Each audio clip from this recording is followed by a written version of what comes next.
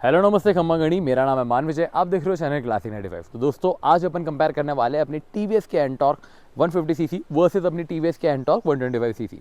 Bye the वे अगर अपन बात करें, दोनों व्हीकल में बहुत सारे चेंजेस है, बट एक जगह जहाँ पे सब जनों का आता है वो है कि प्राइस प्रीमियम आप क्या पे आउट कर रहे हो। तो वो स्टार्टिंग में डिस्कस कर लेते हैं।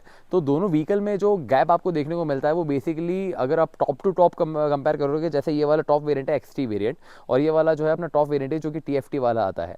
तो दोनों में अगर आप कंपेयर करोगे तो इसकी एक्स शोरूम प्राइस आती है 1,05,750 और इसकी एक्स शोरूम प्राइस आती है 1,19,350। तो यहाँ पे अगर आप डिफरेंसेस देखोगे तो आपको 14,000 से 15,000 के बीच का डिफरेंस देखने को मिलेगा दोनों में। बट अगर अपन रियलिटी में देखें तो यहाँ पे एलसीडी स्क्रीन आ रही है, अगर यहाँ पे भी आप एलसीडी स्क्रीन में जाओगे तो वो 1,10,000 का पड़ेगा।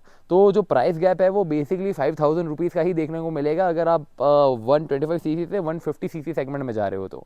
और फीचर्स की बात करें तो मोर ओवर स्क्रीन के अलावा इसमें बहुत ज़्यादा फीचर का चेंजेस ही नहीं है। तो स्क्रीन का एक आपको मेजरली फीचर का फ़र्क देखने को मिलेगा, अदरवाइज कोई फीचर का फ़र्क नहीं देखने को मिलेगा। तो अगर आप रियलिटी में अगर आप देखोगे तो आपको पता चलेगा 5,000 का ही प्राइस गैप आपको देखने को मिल रहा है। तो ये डिटेल इतनी सी ही नहीं है, बहुत सारी चीज़ों का और भी चेंजेस है। तो पूरी डिटेल में इसको अपन डिस्कस करेंगे। तो शुरू से लेकर एंड तक बने रहना वीडियो में, तब जाकर आपको पता चलेगा कि मेरे को 5,000 प्रीमियम पे आउट करनी है कि नहीं करनी है, या फिर 5,000 की जगह मेरे को 15,000 प्रीमियम पे आउट करनी है, वो भी आपको क्लियर आउट होगा। और फाइनल एंड में दूंगा मैं आपको फाइनल वर्डिट, जिसमें आपको पूरी की पूरी चीज़ें अपन डिटेल में बताने वाले हैं कि आपको दोनों में से कौन सी व्हीकल में जाना है। तो चालू करते वीडियो को बिना किसी देरी के। अब दोस्तों फ्रंट प्रोफाइल में अगर आप देखोगे तो बेसिकली टायर्स दोनों के सेम देखने को मिलते हैं। आप नीचे की तरफ टायर्स भी देख सकते हो किस तरह से देखने को मिल रहे हैं। तो यहाँ पे दोनों के आपको 100 सेक्शन के टायर देखने को मिल रहे हैं। अलॉय व्हील पैटर्न भी आप देख सकते हो। मोर ओवर कोई बहुत ज़्यादा फर्क अलॉय व्हील पैटर्न में नहीं है, हल्का सा फर्क तो डेफिनेटली आएगा समय के साथ, बट बहुत ज़्यादा टायर का पैटर्न में फ़र्क नहीं आता है। डिस्क ब्रेक भी आपको दोनों व्हीकल में देखने को मिल जाएगा। उसके ऊपर अगर आप बात करोगे तो यहाँ पे आपको थोड़ा सा ब्रॉडर सा मडगार्ड देखने को मिलेगा। यहाँ पे आपको बहुत छोटा सा मडगार्ड देखने को मिलेगा, एक ये की हाईलाइट आपको देखने को मिलेगा। और अगर अपन बात करें तो इसके जो हेडलैम्प का सेटअप है वो थोड़ा अलग जगह दे रखा है एंटॉर्क जो 150 सीसी सेगमेंट की है, और इसका हेडलैम्प का सेटअप आपको नीचे की तरफ देखने को मिल जाएगा।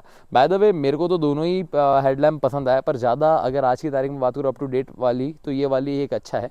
और जो टीवीएस ने अपनी नई एंटॉर्क 150 में लुक लाया है यार, बेसिकली देखते ही लगता है कि कुछ नया फ्रेश लुक देखने को मिल रहा है।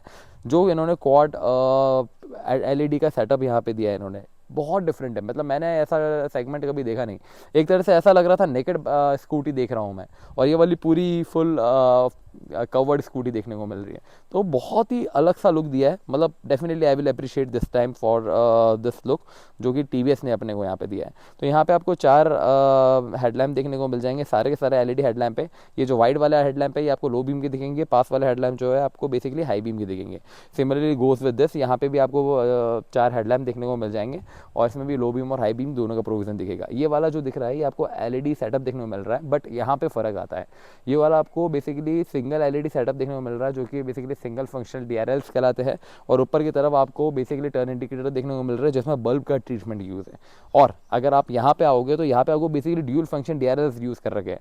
यहाँ पे जो टर्न इंडिकेटर है, जैसे ही मैं इसको बंद करूँगा ये बाय डिफ़ॉल्ट अपने एलईडी हेडलैम्प बन चुके हैं, तो एलईडी डीआरएल बन चुके हैं। तो मतलब जो डे लाइट रनिंग लैम्प है वही आपके टर्न इंडिकेटर में कन्वर्ट हो जाते हैं। तो वो एक यहाँ पे यूनिक चीज़ आपको देखने को मिल जाएगी। और फ्रंट प्रोफाइल में बात करें, टीवीएस की एक खास चीज़ है कि वो बेसिकली फ्लैग अपना हर जगह लगाता है। यहाँ पे इन्होंने इस तरफ जगह फ्लैग लगा रखा है, और यहाँ पे इंडिया का फ्लैग इन्होंने इस जगह लगा रखा है। तो ये एक और one of the thing which I like of the TVS. और एक चीज़ अच्छी करी टीवीएस ने यार, जो ब्रांडिंग करता था ना बड़े बड़े स्टिकर्स वगैरह के, तो वो बड़े की जगह थोड़े छोटे स्टिकर्स कर दिए, तो वो एक चीज़ अच्छी लग रही है। बाय द वे अगर आप यहाँ पे आओगे तो इंटेलिगो का भी आप देखोगे तो बहुत बड़ा सा स्टिकर है। यहाँ पे आप देख लीजिए, ये आपको इंटेलिगो का यहाँ पे छोटा सा स्टिकर दिखेगा। तो पहले कंपेयर में थोड़ा सा स्टिकर साइज़ टीवीएस ने छोटी करी है, वो मैं डेफिनेटली बोलूँगा। और वो डिसेंट भी लग रही है, क्योंकि पहले बहुत ही बड़े बड़े स्टिकर्स होते थे और वो अलग से ही हाईलाइट कर देते थे व्हीकल को। और सारी जगह आपको देखोगे तो आपको पता चलेगा कि स्टिकर वर्क्स में और जो ब्रांडिंग के वे में थोड़ा सा इन्होंने स्टिकर्स छोटे करे, that I really appreciated out. हाँ बस वही, ये ब्रांडिंग तो हर जगह टीवीएस पहले से ही करता है और अब भी करता है। ये एंटॉर्क यहाँ लिखा हुआ दिख जाएगा, यहाँ पे भी एंटॉर्क लिखा हुआ दिखेगा।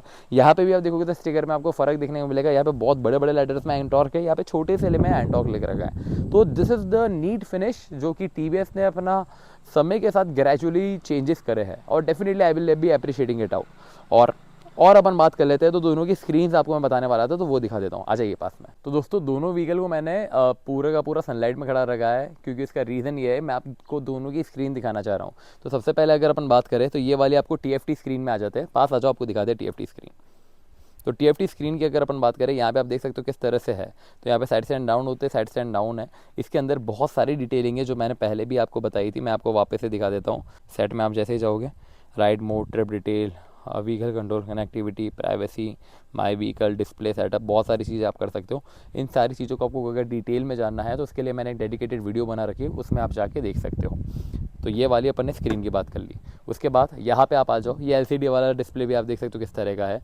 तो सनलाइट में दिखा रहा हूँ मैं, ताकि आपको दोनों के बारे में पता चले। तो अगर आपको ऐसा ही सेम डिस्प्ले उस व्हीकल में चाहिए तो उसके लिए आप 10,000 कम प्रीमियम पे करके इस तरह की स्क्रीन भी ला सकते हो। तो मेरे अकॉर्डिंग तो ज़्यादा बेटर है कि आप 10,000 कम पे करके ऐसी स्क्रीन लो।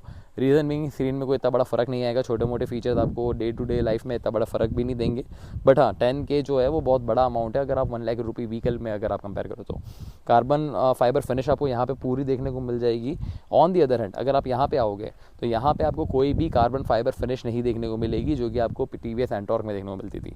तो वो एक हल्की सी मेरे को यूनिक फिनिश लगती है, और यहाँ पे कम यूज़ करी वो मेरे को डेफिनेटली हल्का सा डिसअपॉइंट करती है। एज वेल एज ये वाली अब जब देखोगे तो आपको लगेगा 125cc होने के बाद ही बल्कि सी गाड़ी दिख रही है। ऑन दी अदर हैंड अगर आप 150 सेगमेंट वाली देखोगे तो भी ये इतनी बल्कि नहीं दिखेगी, तो वो चीज़ आपको डेफिनेटली दिखेगी। एंटॉर्क की अगर बात करें तो यहाँ पे बैजिंग एंड ऑल भी आप देख सकते हो किस तरह से एंटॉर्क लिख रखा है, 125 लिख रखा है। यहाँ पे भी सेम एंटॉर्क लिख रखा है, और जो अपन ने पहले स्टार्टिंग में बात करी थी सारी बैजिंग छोटी करी, उस तरह से छोटी भी कर रखी है यहाँ पे बैजिंग। तो वो भी आप चीज़ देख सकते हो, छोटी बैच के अंदर एंटॉर्क लिख रखा है। यहाँ पे अगर आप देखोगे तो यहाँ पे स्टिचिंग का जो अगर ट्रीटमेंट की बात करें, स्टिचिंग का ट्रीटमेंट सेम देखने को मिलेगा। यहाँ पे स्टिचिंग का ट्रीटमेंट के बाद में भी हल्का सा कार्बन फाइबर फिनिश दिखेगा। तो सीट में आप देखिए, मतलब कि कार्बन फाइबर का कितना इस्तेमाल कर रखा है, और लुकिंग को एनहांस करके दे रहा है ये। और मतलब ये वाली सीट इसकी कार्बन फाइबर फिनिश की वजह से और एनहांस हो रही है। यहाँ पे आपको ऐसा नहीं है, एकदम बेसिक सा आउटलेट देखने को मिल रहा है। टेल प्रोफाइल में अगर आप आओगे तो यहाँ पे टेल प्रोफाइल में भी देख सकते हो टेल लाइट। पर्सनल फेवरेट अगर मैं बोलूँ तो मेरे को एंटॉर्क की लगती है। टेल प्रोफाइल मैं स्टार्टिंग में जब 125cc देखी थी तो मैं फ़ैन हो चुका था, बट हाँ फ्रंट प्रोफाइल मेरे को अभी इसकी ज़्यादा बेहतरीन लगी 150 सेगमेंट की। पर टेल प्रोफाइल में आज भी मैं एंटॉर्क को ही एक बेसिकली +1 दूंगा। इसकी टेल प्रोफाइल थोड़ी सी ऊपर की तरफ दिखती है, एक लगता है कि स्पोर्ट्स स्कूटी की टाइप है। बाय द वे इसकी आपको इतनी ज़्यादा नहीं दिखेगी, पर इसकी भी tail profile more over retro नहीं, थोड़ा सा मॉडर्न स्टाइल की तरफ ट्विक करी हुई दिखती है। और आप सारी चीज़ें देख सकते हो। एग्जॉस्ट यूनिट भी आप देख सकते हो किस तरह से इसकी एग्जॉस्ट यूनिट भी आपको यहाँ पे देखने को मिलेगी, उसकी एग्जॉस्ट यूनिट भी आप देख सकते हो किस तरह से आपको देखने को मिलती है। तो ये सारे मोर ओवर जो भी चेंजेस थे मैंने आपको बता दिए, साइड प्रोफाइल में क्या क्या देखने को मिलता है और टेल प्रोफाइल में क्या क्या देखने को मिलता है। अब बात करते हैं इंजन डिस्प्लेसमेंट एंड ऑल की। अब दोस्तों मेन चीज़ों की भी बात कर लेते हैं। Bye the way side profile से आप देख सकते हो दोनों व्हीकल आपको साइमल्टेनियसली दिख रही होगी, एक तरफ अपनी 125cc है, एक तरफ अपनी 150cc है। बट फ़र्क जो आता है वो मेनली बेसिकली इनके इंजन स्पेसिफिकेशन के अंदर आता है। यहाँ आपको 125cc का सेगमेंट का इंजन दिखेगा, वहाँ आपको 150cc सेगमेंट का इंजन दिखेगा। या वहाँ पे आपको 13 PS की पावर दिखेगी, यहाँ पे आपको 10 PS की पावर दिखेगी। सेम आपको टॉर्क में भी फ़र्क देखने को मिल जाएगा। तो सारी चीज़ें आपको बेसिकली इंजन से रिलेटेड आपको स्क्रीन में लिखी हुई दिख रही है। परफॉर्मेंस वाइज अगर आप कंपेयर करोगे, मैंने दोनों व्हीकल को ड्राइव करा है, बहुत बड़ा फ़र्क आता है। इस व्हीकल की परफॉर्मेंस को अगर मैं इससे कंपेयर करूँगा तो वो कंपेरेबल ही नहीं है। और आज की तारीख में अगर मैं बोलूँ तो मेरे को प्राइस भी जस्टिफाइबल लगती है। बट अब बात आपको ये पता होगी, जैसे ही परफॉर्मेंस बढ़ती है व्हीकल की तो माइलेज के साथ कहीं ना कहीं कॉम्प्रोमाइज़ देखने को मिलता है। तो अगर मैं एंटॉर्क का बात करूँ तो रियल लाइफ माइलेज आपको बेसिकली 45 to 50 का देखने को मिलता है। ऑन दी अदर हैंड अगर आप वहाँ पे आओगे 156 सेगमेंट में तो वो आपको बेसिकली 35 to 40 का देखने को मिलेगा। तो मतलब आप ये मान लीजिए मोर ओवर 10 किलोमीटर पर लीटर का आपको फ़र्क देखने को मिलता है। 10 नहीं तो 5 किलोमीटर पर लीटर का तो फ़र्क डेफिनेटली देखने को मिलेगा। अगर आप बहुत स्मूथन चलते हो तब जाके इसका 40 आपको 50 के अराउंड माइलेज देखने को मिल जाएगा, और उसमें बहुत ही स्मूथन चलोगे तब जाके आपको 45 का माइलेज देखने को मिलेगा। ये आप मान लीजिए बेस्ट केस सिनेरियो के अंदर। पर फ्यूल एफिशिएंसी में कहीं ना कहीं फ़र्क आएगा। और अगर आप पावर आउटपुट में देखोगे तो यार पावर आउटपुट में बहुत ही तगड़ा फ़र्क आता है। कुछ 30% का आपको पावर आउटपुट में फ़र्क देखने को मिल जाएगा। आपके सामने सारी की सारी डिटेल्स आपको और दिख जाएगी जिससे आप पहचान पाओगे।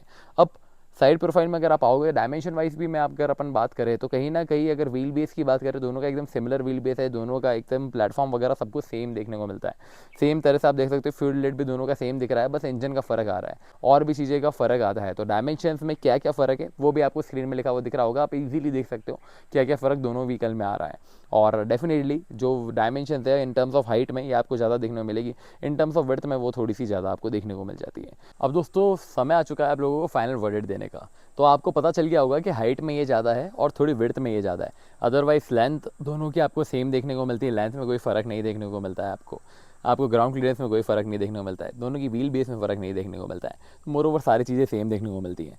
जो फ़र्क देखने को मिलता है वो आपको बेसिकली पावर के साथ दिखता है, तो उसके अकॉर्डिंग आप 0 to 100, 0 to 60 में भी आपको बहुत बड़ा फ़र्क देखने को मिलेगा। एज़ वेल एज इनकी टॉप स्पीड में भी फ़र्क दिखता है। यहाँ पे 95 की टॉप स्पीड ये अचीव कर लेती है, ये वाली अपने 105 की टॉप स्पीड अचीव कर लेती है। तो वहाँ पे भी आपको 10 किलोमीटर पर आवर का फ़र्क देखने को मिलेगा। तो टॉप स्पीड में आपको फ़र्क दिख रहा है। तो मेजरली अगर अपन बात करें तो यही इनमें फ़र्क है, अदरवाइज़ और कोई भी फ़र्क इन दोनों में है नहीं। और अगर मेरे पास आज की तारीख में ऑप्शन हो, जो फाइनल बजट में अपन बात करते हैं कि दोनों में से कौन सी व्हीकल परचेज़ करेंगे, और मेरे पास अगर दोनों का ऑप्शन हो तो मैं डेफिनेटली 150 सीसी सेगमेंट के अंदर जाऊँगा। रीज़न इसका बहुत ही सिंपल है कि 5000 रुपीज़ ही मेरे को प्राइस प्रीमियम ज़्यादा पे आउट करनी है। उसमें मेरे को पावर ज़्यादा मिल रही है, परफॉर्मेंस ज़्यादा मिल रही है, डेफिनेटली माइलेज के साथ कॉम्प्रोमाइज़ करना पड़ रहा है, बट एक ओवरऑल पैकेज की बात करूँ तो it is a very good vehicle to go to. और इसके जब आप रेस मोड में व्हीकल को ड्राइव करोगे तब आपको पता चलेगा कि ये कितनी वैल्यू करती है व्हीकल। मैं एंटोर 125 सीसी को भी चला चुका हूँ, ये मोर ओवर कवर्ड व्हीकल दिखती है, ये वाली नेकेड व्हीकल दिखती है, बट हाँ जो ड्राइव एक्सपीरियंस जो है मेरे को 150 सीसी सेगमेंट का डेफिनेटली बेहतरीन लगा। और जब आप दोनों को ड्राइव करोगे तो आपको पता चलेगा कि हाँ, पावर में सीरियसली बहुत बड़ा फ़र्क दोनों में आपको देखने को मिल जाता है। तो उम्मीद है आप लोगों को मेरी वीडियो पसंद आई। अगर मेरी वीडियो पसंद आई तो प्लीज़ लाइक कर देना, मेरे चैनल पर नए हो तो सब्सक्राइब करके बेल आइकन दबा देना आप। और फिर मिलते हैं अगली वीडियो में, तब तक के लिए बाय बाय।